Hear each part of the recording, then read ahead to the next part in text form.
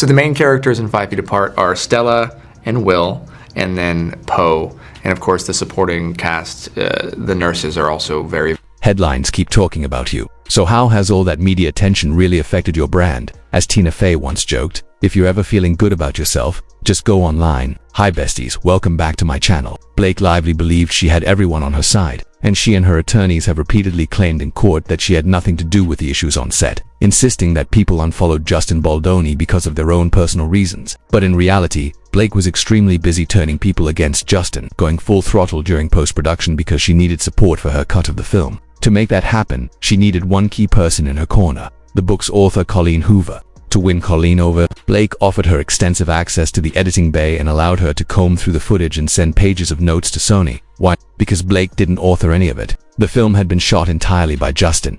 She had never read the book, didn't fully know the storyline, and only knew the script. She didn't know how to piece the film together, so she relied on Colleen. By giving Colleen that level of access, Blake thought she was securing loyalty. But Colleen ultimately sold her out. Colleen may have helped edit the movie and played a major role in promotion, but during her deposition, she completely undermined Blake's narrative. An attorney asked Colleen before the premiere of the film on August 6th, "You said you unfollowed Justin. Why did you do that?" Colleen replied, "Blake asked me to." Then the attorney followed up about a phone call on May 16th, asking if Colleen had told Blake that she hated Justin. Colleen claimed she didn't remember the call or saying anything like that, adding that it didn't sound like language she would normally use. Despite that, there's evidence showing Blake instructed Colleen Hoover to unfollow Justin. There's also a text from Jenny Slate telling Blake she had unfollowed Justin for her, and even had her sister and assistant do the same. Colleen insists she can't remember what she told Blake, but 2 days after that phone call, Blake texted Taylor Swift saying she had so much to tell her and that Colleen had reached out because Justin was supposedly running an internal internet smear campaign to push his edit of the film. Blake wrote that Colleen was horrified, reached out on her own, and said Justin had lied. According to Blake's message, Colleen was never behind Justin, wasn't friends with him at all, and actually hated him. Blake even claimed Colleen had been his safety net all along, while he shut her out, excluded her from everything, and told her she had no voice or value. Yet Justin paraded her around in front of cameras for goodwill, claiming that all the decisions he faced pushed back on were actually her ideas. Wild, she flew to New York, where I screened my cut for the first time yesterday, and I absolutely killed in the room. Bradley came, watched it twice, and was an absolute hero, making me feel so confident about the cut. Matt and Lucy Damon also sought to provide notes, but instead of supporting the process, they wrote to Tom Rothman to push my edit through without a proper bake-off with Justin, something Colleen was also advocating for. It's wild and chaotic times. Blake spread a lie about Colleen and Justin on set. The rumor started organically online, fueled by speculation on BookTok suggesting that Colleen and Justin shared a spiritual faith. But it wasn't true. He never said Colleen was part of Baha, and neither did she. It was just a fandom rumor, fueled by confusion over why Colleen would sell the IP to Justin. To clarify, I've spoken to multiple people who have worked with Wayfair, and the Baha faith is not the driving force behind the company. You don't need to be Baha to work there. And while some projects are inspired by values, they are not officially Baha films. Meanwhile, Blake spread numerous lies about Justin, even calling him a cult leader and claiming he thought he was a prophet. She gave Colleen a window into the editing bay, something Colleen had wanted. But while she may have been frustrated at points, she was included throughout the process, part of script writing, revisions, and sharing feedback with Justin. There are plenty of texts showing Justin going directly to Colleen for information. In May 2024, when Justin sat down with Colleen to discuss the huge problems with Blake over the film cuts, Colleen didn't want to believe what Justin and Jamie were saying about the situation. Everyone, Sony, Justin, Wayfair, knew there was a power struggle happening, but Colleen got offended, feeling that Blake had given her so much control in the editing bay that it was unfair for anyone to criticize her. She ran to Blake to complain, and suddenly Blake gave her a room to edit and even drafted 5 pages of notes for Colleen to send to Josh Greenstein for editing because Blake herself knew nothing about the film and needed Colleen to guide the process. Blake hadn't even read the book. Shay testified to that in her deposition, but she needed more than just Colleen on her side. She also needed support from cast members, many of whom she barely knew. Blake wasn't on set during the days when Isabella Farah filmed her scenes as young Lily, or when Alex played young Atlas. She only shared a few scenes with Brandon, Selena, and had very limited exposure to the rest of the cast. Isabella's experience was primarily with Justin and Wayfair, and she was fine until Blake entered the picture. What's particularly frustrating is that there's a clear difference between executives. Shay sharing production information and bringing the cast into it. Justin and Jamie, as decision makers, could appropriately share updates with Colleen because she was an executive producer. That involving the cast in these office politics was irresponsible. They were there to act, not to get caught up in behind-the-scenes conflicts. Yet Colleen and Blake did exactly that, behaving like mean girls. Blake needed Isabella on her side, but since she had no relationship with her, Colleen acted as the intermediary, introducing them and helping build a connection. From there, their goal was to turn Isabella against Justin. Isabella's deposition highlights some of the inappropriate dynamics at events like Book Bonanza. When asked if Colleen shared that Blake had raised concerns about Justin and another crew member's conduct on set, Isabella said there was only a general sense that Blake and some older cast members didn't like him, with no specifics provided at that point. She described Book Bonanza as a festival for book fans in Texas, where Colleen had been inviting people for years. The film's producer, Brandon Sleener, Alex Blake, Colleen and Isabella all attended, but Justin did not. Colleen reportedly felt uncomfortable with Justin attending due to recent conflicts during post-production and a problematic dinner, as well as his misrepresentation of her religious faith. He had allegedly lied to people about her being Baha when she was not. Isabella even believed she was filling in for Justin at Book Bonanza, texting that she would be attending the press event in his place because Colleen had disinvited him. While the exact authority behind Justin's disinvitation is unclear, it appears Colleen had at least some say in the decision. A cut of the film was screened at the festival. It was Blake's cut, and Colleen supported it. Strategically, Blake ensured Justin was excluded, knowing he intended to screen the film to fans and that she could block him from promoting it. Every relationship Blake cultivated, Colleen, Isabella, Brandon, Jenny, was manipulative. She didn't care about any of them personally. She was assembling a network of minions, triangulating them against Justin, and tailoring lies to each person's vulnerabilities. Colleen aligned with Blake not because of her personality or charm, but because Blake convinced her they could control a potential sequel if Colleen regained her rights. The day before Book Bonanza, June 19th, Blake was texting with Colleen and Colleen's friend Taryn Fisher, displaying behavior reminiscent of mean girls grouping together, emboldening one another, and ganging up on a common target. Watching grown women behave this way is startling, yet it reflects exactly the kind of strategic manipulation Blake employed. Regardless of any publicist narratives about her, there was chaos on set, and Blake was at the center of it, literally creating and destroying situations. Sony executives even reportedly called her a terrorist for the havoc she caused. Early in production, she spent time turning Jenny's slate against Justin. On June 19th, Taryn Fisher texted, saying, "I wish one of my best friends would send me Justin's proposal videos." Colleen replied, "I wish you'd learn how to Google," and then sent him the video herself. Colleen laughed and said, "This video is going to be mine and Blake's inspiration. It starts with us." Taryn commented, "He's a sociopath."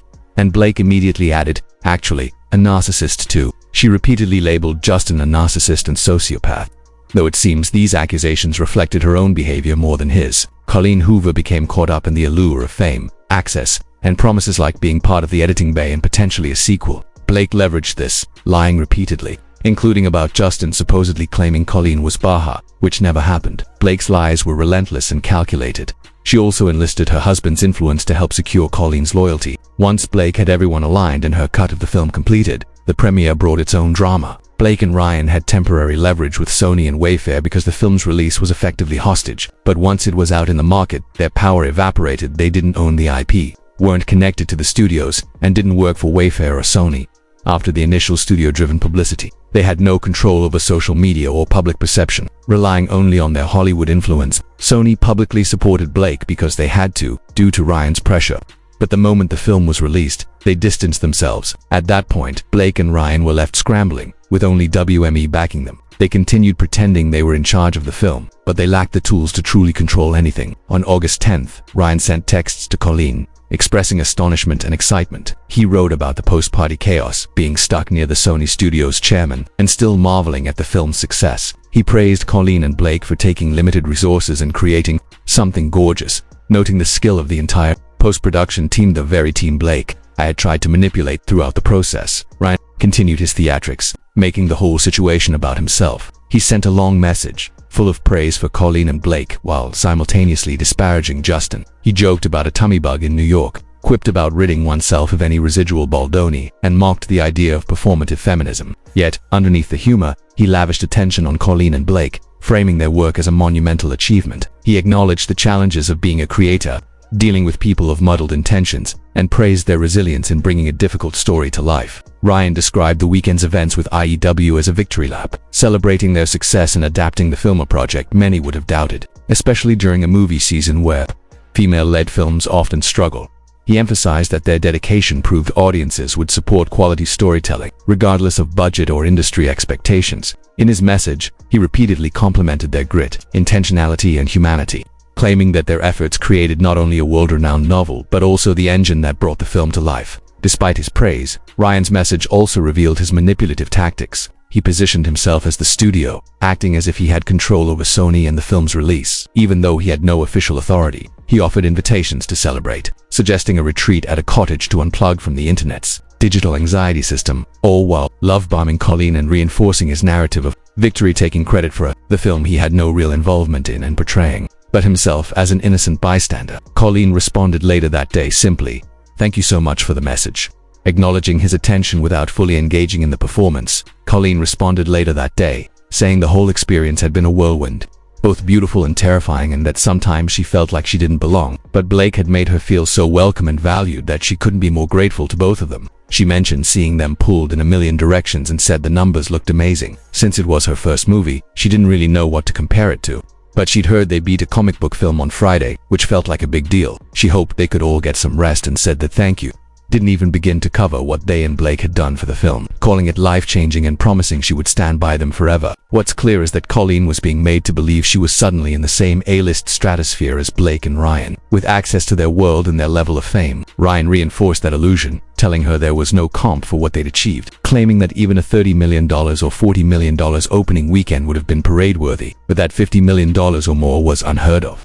For a film without spandex or massive IP, he framed this as proof of her greatness and Blake's, when in reality the success had everything to do with Colleen's built-in fanbase. Ryan then shifted into paranoia, blaming the backlash on the schmuck and claiming he had hired Johnny Depp's crisis team, which supposedly explained why social media had been so weird. He talked about bots, digital manipulation, and smear campaigns, painting the criticism as fake and coordinated, but the timeline doesn't support that narrative. These messages were sent on August 10th, while Jed Wallace only started on August 9th and didn't really get going until August 10th. Digital movements don't materialize overnight, and the people speaking out weren't bots, they were Colleen's own fans. She was being gaslit into believing. All of this was manufactured because Blake and Ryan couldn't accept genuine criticism and couldn't control public reaction online. These texts really reveal is that Blake and Ryan don't understand social media. They treat it like legacy media, assuming they can win by controlling tabloid narratives, when in reality social platforms have far more influence. Their response was to keep smearing Justin, triangulating Colleen away from him, and blaming all the backlash on him instead of taking responsibility for isolating him, getting people to unfollow him, and excluding him from the premiere. Colleen then sent another message marked as deleted saying she had a feeling Justin's team was controlling the online narrative. She said she was staying offline, surrounding herself with supportive people, and that the last few weeks had been overwhelming after living a relatively quiet life for 44 years. She explained that she was used to working alone, owning her successes and failures, and not having anyone speculate about her relationships. So being thrust into intense public scrutiny so fast had been jarring. She said that was why she was so good at the Irish exit, joked about Blake's phrase, and admitted she had no idea whether ignoring everything was the right response because she had no PR team, just her intuition. She told them to let her know if she ever needed to respond differently to all the noise. The problem is that she accepted their narrative as fact without any proof. She was extremely vulnerable, didn't really have a team, and was naive to fame. Ryan was feeding her the idea that she was now in the same league as them. What's especially ironic is that while they were accusing Justin of using a crisis team, Blake and Ryan themselves had had a crisis team since she filed the lawsuit. And when you look at how strategically these messages were framed, you can start to see just how calculated their own PR playbook really was. Ryan mocked the idea of a crisis team, saying, "Okay, Justin, all you do is talk about DV and how wonderful Blake is and how you'll handle the online stuff no matter what. You keep up your feminist advocacy and speak like an emotionally elevated thought leader. Understood? Justin, namaste. Let's get this expletive." Colleen laughed at that, adding that she felt the truth about him was already coming to light. She said it amazed her that everyone involved in a production could run away from someone she described as an obvious predator and sociopath.